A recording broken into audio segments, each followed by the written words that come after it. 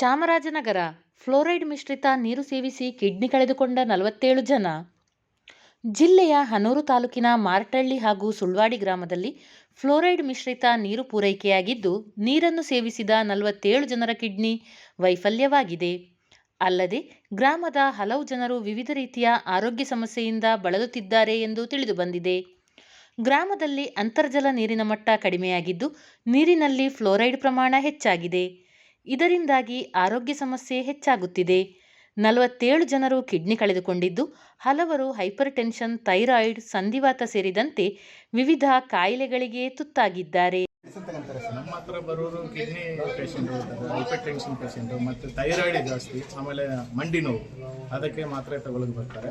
Maximum ಕೆಲವರು JSS ಅಂತ report ತಂದು ಕಿಡ್ನಿ ಫೇಲಿಯರ್ JSS ಮೆಡಿಕಲ್ ಕಾಲೇಜಿಂದ, ಮೈಸೂರಿಂದ, ಬೇರೆ ಬೇರೆ ನಾರಾಯಣದಿಂದ ಕಿಡ್ನಿ ಡಯಾಲಿಸಿಸ್ ಆಗಿರೋರು ಅದಕ್ಕೆ ಸಂಬಂಧಪಟ್ಟ ಟ್ಯಾಬ್ಲೆಟ್ ಪ್ರಿಸ್ಕ್ರಿಪ್ಷನ್ಗೆ ಮ್ಯಾಕ್ಸಿಮಮ್ ಅಂದರೆ ಒಂದು ತಿಂಗಳಿಗೆ 50 ಜನದಲ್ಲಿ ಒಂದು 30 ಜನ ಮೇಲೆ ಬರೀ ಥೈರಾಯ್ಡ್, ಆರ್ಥರೈಟಿಸ್ಗೆ ಕೇಸ್ಗಳೇ ನಮ್ಮ ಹತ್ರ ಬಂದು ಪ್ರಿಸ್ಕ್ರಿಪ್ಷನ್ ತಗೊಂಡು ಮೆಡಿಸಿನ್, ಥೈರಾಯ್ಡ್ ಟ್ಯಾಬ್ಲೆಟು, ಬೇರೆ ಮಂಡಿ ನೋವಿಗೆ ಇದೆಲ್ಲ ತಗೋತಾರೆ.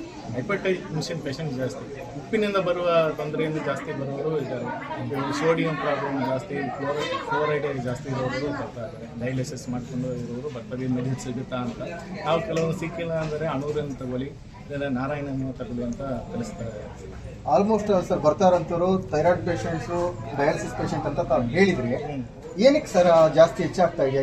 ಏನಕ್ಕೆ ಬರ್ತಾ ಇದ್ದಾರೆ? ಏನು ಸಮಸ್ಯೆ? ಉಪ್ಪಿನಿಂದ ಇದು ಯೋಗ್ಯತೆ ಇಲ್ಲ, ನೀರು ಇದು ಫ್ಲೋರೈಡ್ ಜಾಸ್ತಿ ಇದೆ. ಆಮೇಲೆ ಅಲ್ಲಿಂದನೂ ಅಷ್ಟೇ, ನಾವು 6 ತಿಂಗಳ ಒಂದ್ಸರಿ ಕ್ಲಿಯರಿಂಗ್ ಮಾಡಿದ್ರು, ಅದು ಮತ್ತೆ ಯೆಲ್ಲೋಶ್ ಕಲರ್ ಡೆಪಾಸಿಟ್ ಆಗ್ತಾ ಇರುತ್ತೆ, ಅಲ್ಲಿ ಡಾಟ್ ಡಾಟ್ ಇದು ನೀರು ಕುಡಿಯಕ್ಕೆ ಫ್ಲೋರೈಡ್ ಜಾಸ್ತಿ ಇದೆ, ಫ್ಲೋರೈಡ್ ಕಂಟೆಂಟ್ ಜಾಸ್ತಿ ಇದೆ.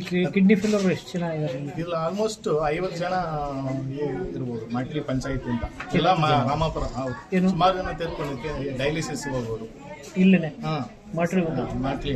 ಕೆಲವರು ಹೈಪರ್ ಟೆನ್ಷನ್, ಸ್ಟ್ರೋಕ್ ಇಂದಾನೆ ನೀರಿನ ಸಮಸ್ಯೆ